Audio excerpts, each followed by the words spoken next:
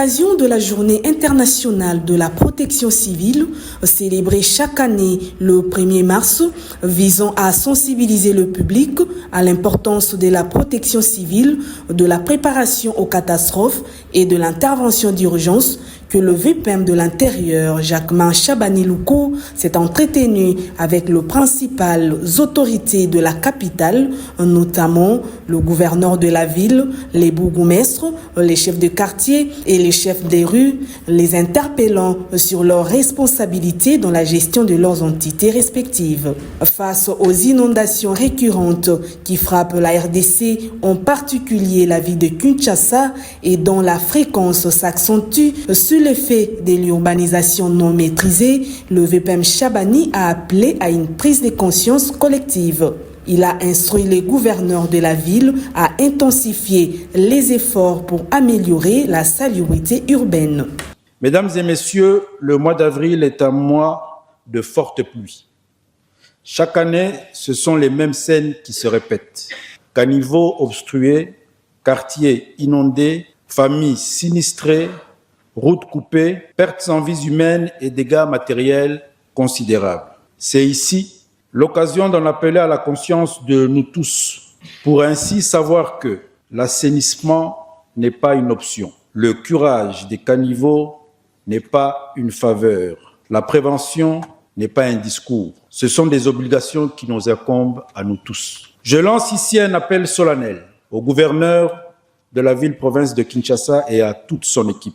Multiplier les efforts pour que la ville soit différente cette fois-ci, qu'elle soit différente à jamais.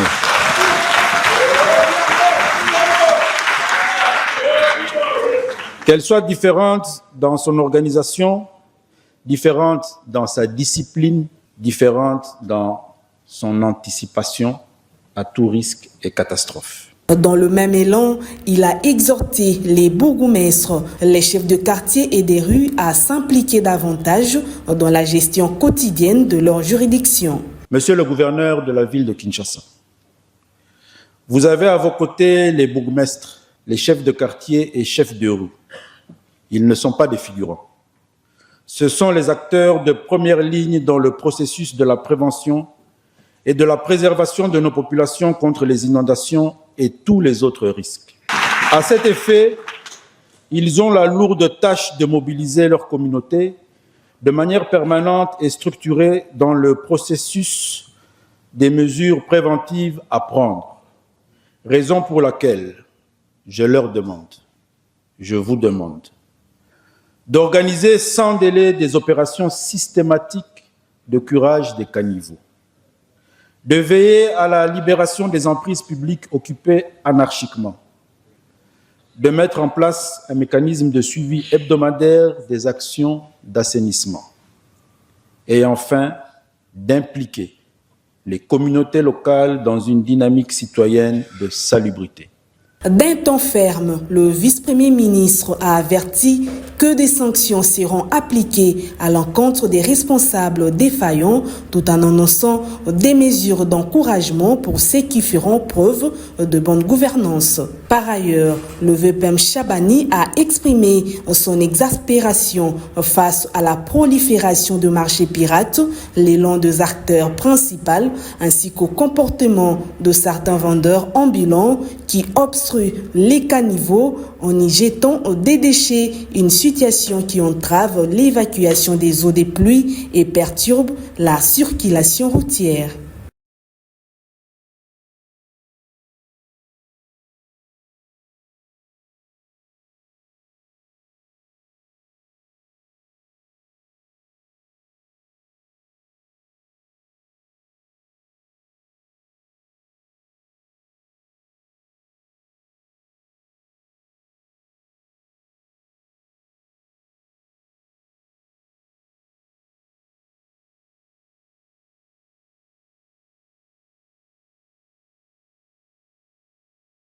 En mission officielle en Belgique, le vice-premier ministre en charge de la défense nationale, Guy Kabumbu Mwadianvita, a poursuivi ses démarches en vue de moderniser l'armée congolaise.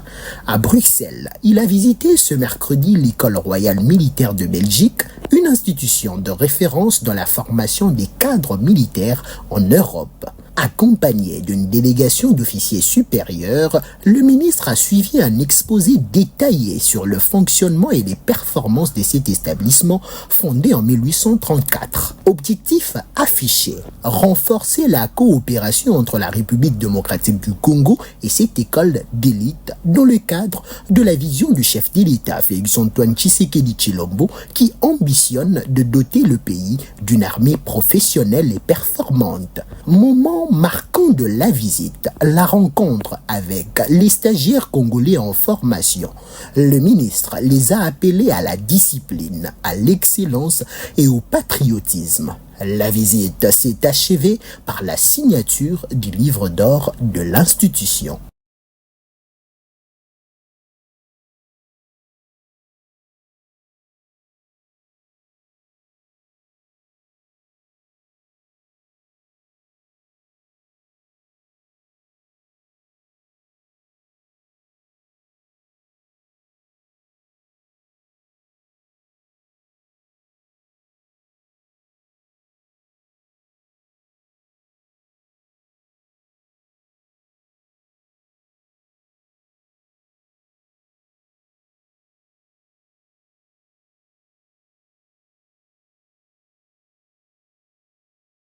Le processus de démobilisation et désarmement des ex-miliciens amorcé depuis le début de l'année en cours par le ministre délégué à la Défense nationale en charge des anciens combattants et les Ntambwe Mposhi est vivement encouragé par des partenaires de la République démocratique du Congo. Ces encouragements proviennent notamment des États-Unis, reçus par le ministre délégué. L'envoyé de la diplomate américaine a fidèlement exprimé le soutien de son pays à la RDC pour l'effectivité de ces processus. Oui, je m'appelle Cash Rachre, je suis le conseiller politique de l'ambassade des États-Unis. Et votre réunion aujourd'hui, nous discutons le sujet de DDR. Les États-Unis vont travailler avec la RDC dans beaucoup de sujets. Et ceci peut être un des aspects sur lesquels on peut travailler pour aider. Faut-il noter que, bien après les Grands Bandundu, le ministre délégué à la Défense nationale compte se déployer dans d'autres coins du pays sous les orientations du président de la République, Félix-Antoine Tshisekedi Tshilombo, et de l'encadrement du gouvernement souminois. Ce processus est aussi appuyé par un programme de réinsertion sociale.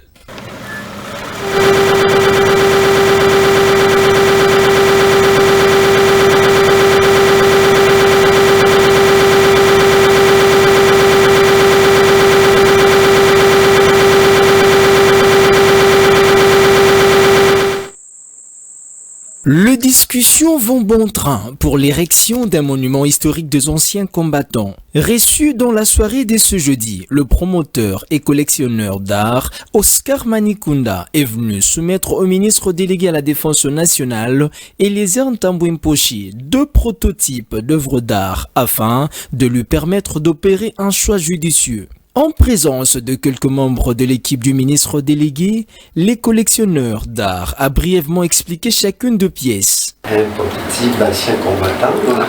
Alors voilà une première maquette qui est déjà faite.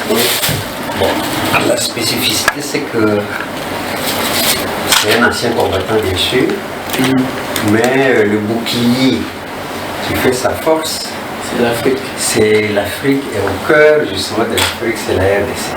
Très attentif, le ministre délégué a promis de rappeler M. Oscar Manikunda, bien après la concertation avec son équipe. Visiblement ému, Oscar Manikunda a remercié le ministre délégué tout en réitérant sa disponibilité à honorer ses contrats. Nous avons présenté le maquette, donc il appartient justement à son excellence ainsi que toute son équipe de pouvoir effectuer le choix parmi les 2 maquettes. Ils vont choisir et nous déterminer la dimension, la matière, et c'est cela qui nous va nous permettre de faire une évaluation en ce qui concerne les coûts. Et une fois que les moyens sont mis à la disposition des ateliers, nous allons nous mettre à l'œuvre. 2 mots, c'est essentiellement d'abord l'encourager dans ce qu'il fait, puisqu'il est parmi les rares qui s'intéressent à tout ce que nous faisons.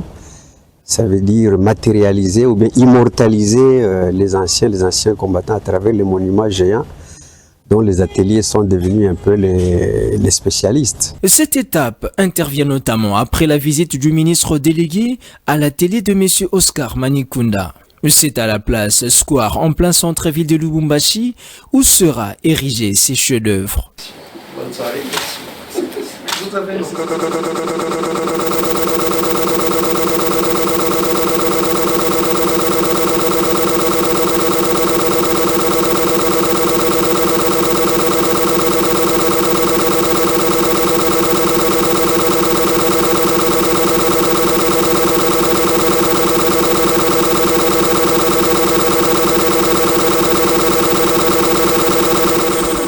Du président de la République, Félix-Antoine Tshisekedi Tshilombo, le ministre des Finances de Dofambali Kundeli Botai a présidé ce jeudi 19 mars une réunion stratégique de la Task Force, du comité de pilotage et des suivis de l'exécution du plan d'action du groupe d'examen de la coopération internationale du GAFI. Cette session de haut niveau a réuni plusieurs membres du gouvernement ainsi que plusieurs personnalités. Au cours des échanges, le ministre des Finances a salué le progrès réalisé par la République démocratique du Congo. Sur les 23 actions prioritaires convenues avec le GAFI, 20 ont été intégralement traitées, portant le taux d'exécution du plan d'action à près de 90%. Ces discussions ont permis d'évaluer l'efficacité opérationnelle du dispositif national à travers le renforcement du cadre législatif, l'augmentation du nombre d'enquêtes et de poursuites en matière de blanchiment des capitaux, l'intensification des contrôles basés sur le risque par les autorités de supervision. Votre présence témoigne de l'importance stratégique que votre gouvernement accorde au renforcement de l'intégrité de notre système financier et à l'efficacité de notre dispositif national de lutte contre la criminalité financière. La réunion de ce jour s'inscrit donc dans le cadre du suivi de la mise en œuvre du plan d'action convenu avec le groupe d'action financière. Elle vise notamment à adresser un état des lieux des progrès réalisés par notre pays dans la mise en œuvre des engagements, à examiner les actions déjà réalisées par les différentes institutions de la République concernées et à identifier les mesures qui doivent être accélérées afin d'assurer la pleine conformité et l'efficacité de notre dispositif national. Le gouvernement se prépare donc pour la réunion face à face prévue à Namibie en avril prochain, au cours de laquelle les 3 actions résiduelles portant sur l'effectivité des sanctions et les contrôles opérationnels seront présentées. Pour garantir la pérennité de ces réformes et éviter tout retour sur la liste grise, le ministre des Finances a instruit les services de finaliser un plan d'action post-ICRG. En clôturant le travaux, le ministre des Finances de Dofambali Kundeli Botai a réitéré l'engagement irréversible du gouvernement en faveur de la transparence financière et de l'intégrité de l'état de droit en RDC.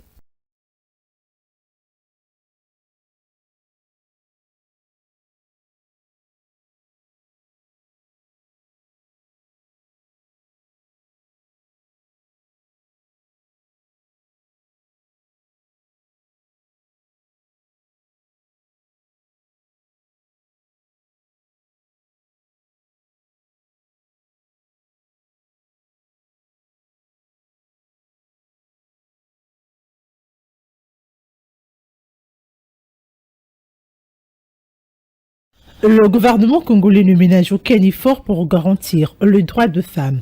Son engagement s'est fait sentir également à travers la politique de tolérance zéro contre les abus, le renforcement de la protection de femmes et des filles, ainsi qu'à l'intégration du genre dans les politiques de santé et protection sociale mises en place. Ces avancées enregistrées par l'exécutif national ont été révélées par la conseillère médicale, le Dr Prudence Tshilombo Ngoya, ayant représenté le jeudi dernier le ministre de la Santé publique, Hygiène et Prévention sociale, le Dr Samuel Roger Komba, à l'ouverture officielle de la journée de réflexion organisée dans le cadre de la Journée internationale des droits des femmes. Elle doit être pour nous tous et nous toutes un moment de vérité, un moment d'engagement, et surtout un moment d'action. Le thème international de cette année est droit, justice, action pour toutes les femmes et toutes les filles. Et nous le déclinons en RDC comme droit garanti par l'autonomisation durable pour toutes les femmes et les filles en RDC.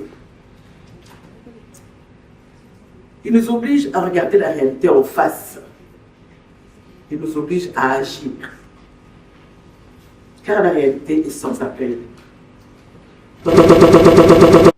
Malgré les efforts engagés, la protection sociale reste encore insuffisamment accessible, comme nous l'a dit ma prédécesseur. Et ce sont les femmes qui en payent le prix le plus lourd. Savez-vous que seuls 5,6% de la population sont couvertes par une protection sociale? 24,3 millions d'emplois actifs sont dans l'informel. Et la majorité, ce sont des femmes. Donc les inégalités persistent. La précarité demeure. Savez-vous aussi que 85,3% des personnes... La représentante du patron de la santé a rappelé le but de cette journée, censée identifier les principaux blocages et a formulé des recommandations opérationnelles mesurables, applicables, capables de produire un impact concret.